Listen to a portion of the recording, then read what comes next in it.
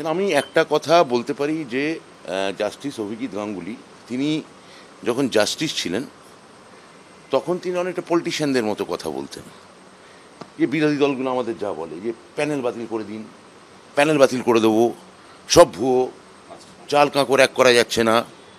আর যখন উনি সাংসদ হলেন, রাজনীতিবিদ হলেন, তখন উনি বিচারপতির মতো করে কথা বলছেন যে যোগ্য নির্ধারণ করা উচিত, এখনও একটা কমিটি গড়া উচিত, সেই কমিটির মাথায় কোনো অবসরপ্রাপ্ত বিচারপতিকে বসানো উচিত বা অন্য কাউকে বসানো উচিত।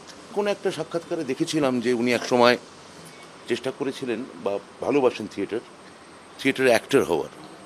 তা আমি একজন থিয়েটারে নিবিষ্ট এতদিনকার ছাত্র হিসেবে বলতে পারি যে উনি যদি অভিনেতা হতে কখনো চেয়ে থাকেন, ওনার জানা উচিত যে একজন প্রকৃত অ্যাক্টরের বোঝা উচিত যে কোনটা কার পার্ট, কার জন্যে কোন পার্টটা নির্দিষ্ট।